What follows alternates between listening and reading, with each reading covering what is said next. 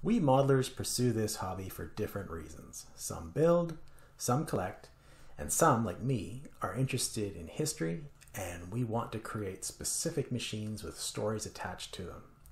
Hi everyone, welcome back to the channel. In today's History in a Build, we'll be building Tamiya's excellent P-38 Lightning and discussing Operation Vengeance. Not only was that the most appropriate name ever given to a mission, but the mission itself became a key turning point in the Pacific War, and certainly provides great historical context for a build of the Miss Virginia P-38 Lightning.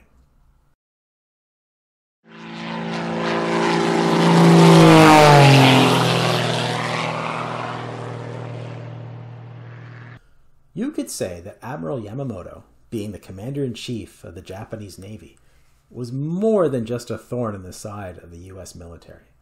He devised and pretty much oversaw the Japanese Navy major engagements, including the attack on Pearl Harbor and the Battle of Midway. By the spring of 1943, the Guadalcanal campaign was over, and the Japanese were trying to halt the Allied offenses in New Guinea and in the Solomons. Yamamoto was in overall command of these units. On April 14 of that year, U.S. Navy codebreakers intercepted and deciphered a message that contained precise time and location details for an inspection tour for the Admiral. They also knew that Yamamoto would be flying with his staff in one of two G4M Betty bombers. Navy leadership decided to take a chance and intercept this flight.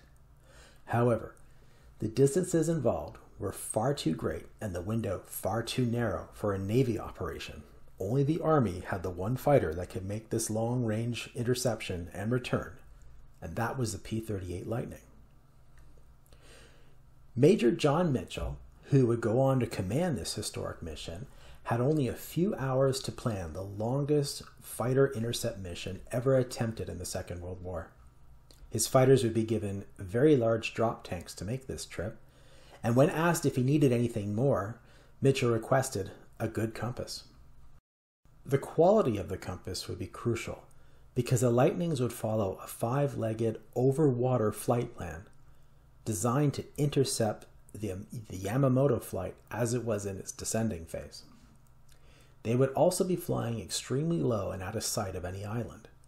This would avoid any potential Japanese coast watcher whose radio warning could jeopardize the entire mission.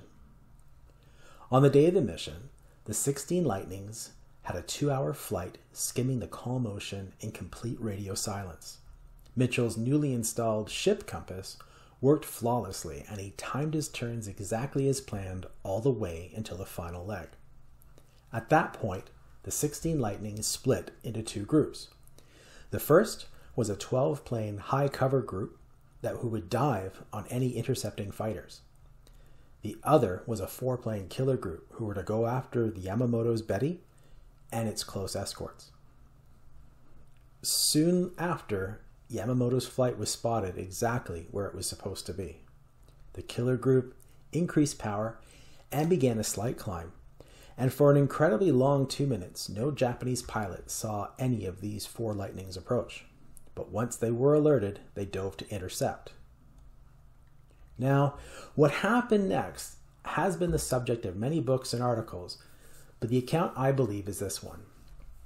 One of the Lightnings, piloted by Tom Lanphier, broke off to intercept these diving Zeros.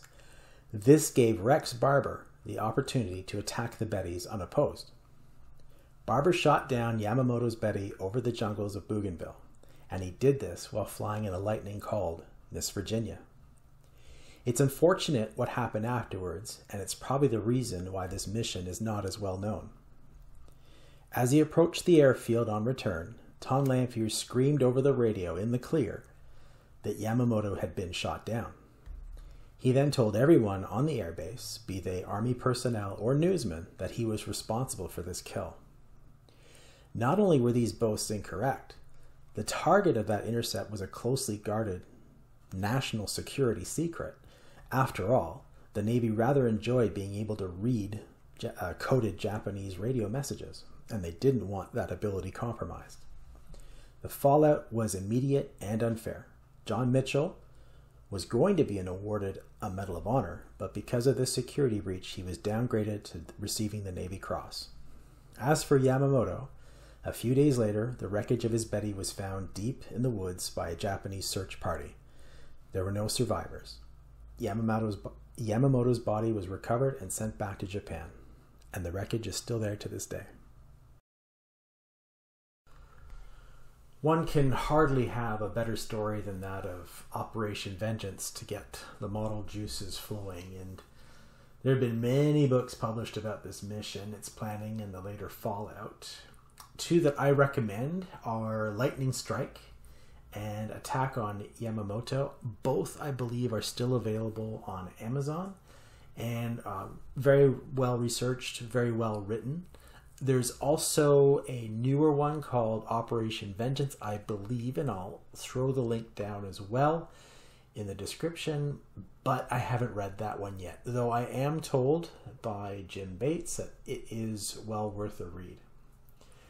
I'd been looking forward to building this model of the Tamiya Miss Virginia for what seemed like an extremely long time.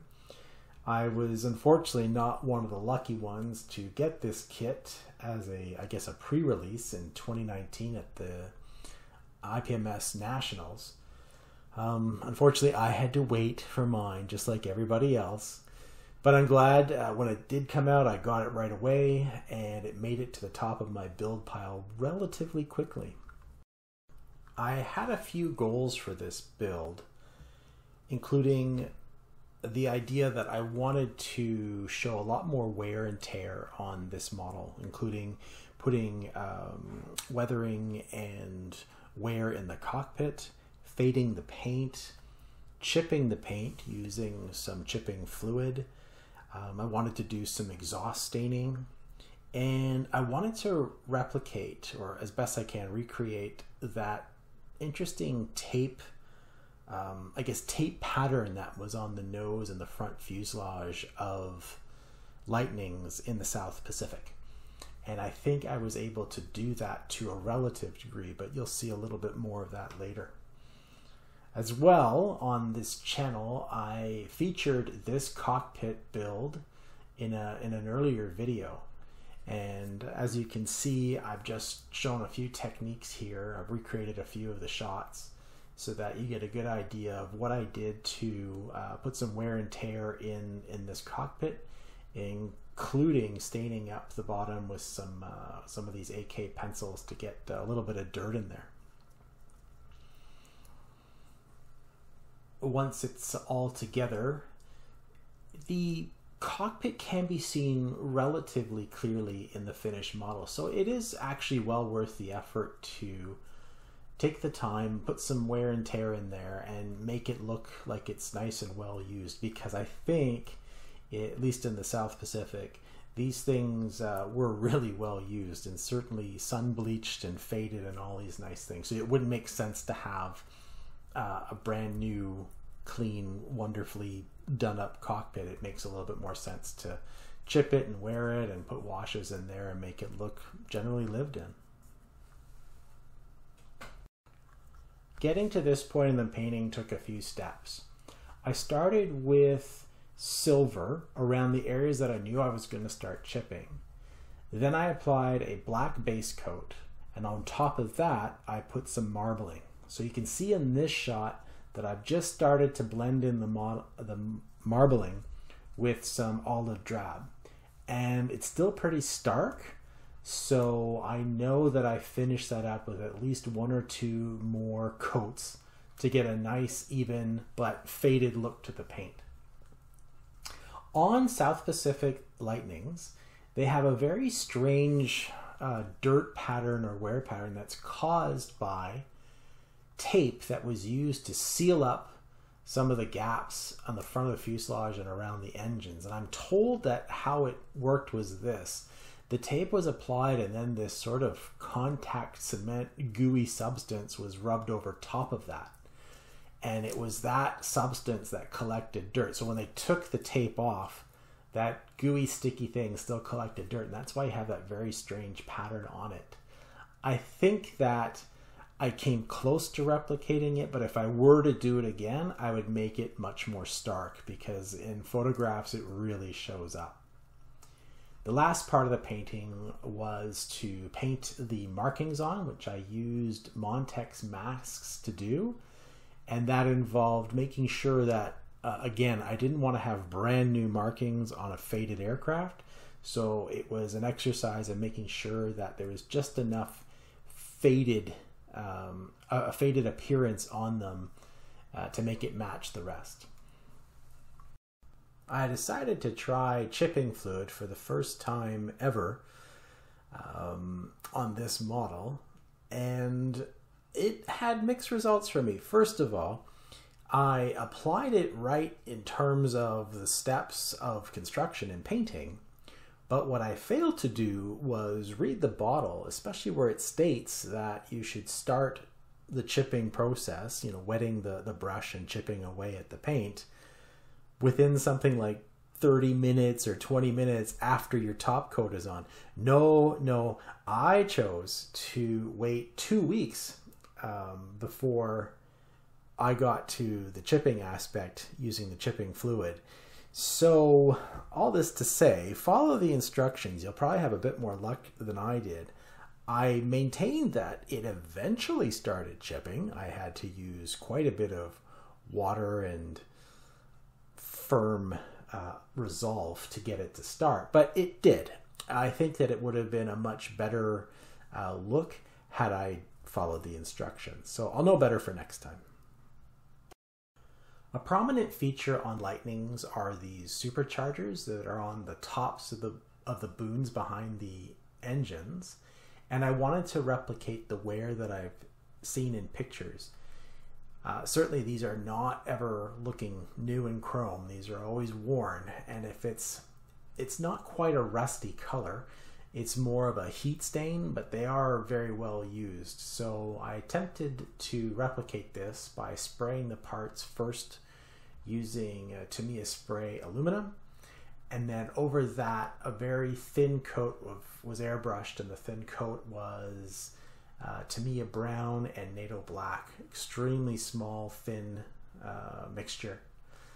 And over this, I applied some of the rust and soot color from the Tamiya weathering set that I picked up a few years ago. This is just to give it a little bit of texture, and it was all eventually sealed in with a flat coat. I have a video which goes into more detail about how I finished these exhausts, and I'll put a link in the description below. Here's the final result. I've always limited my weathering of models because I was never happy with the results. And I will admit, I much prefer to move on to something new rather than spending months adding various weathering pastes, powders, and sauces to my models. When I've done this in the past, I felt that I was always adding foreign substances to a nice build, and at the end of the day, the model just looked dirty as opposed to something that was expertly or purposely weathered. But I'm happy with these results.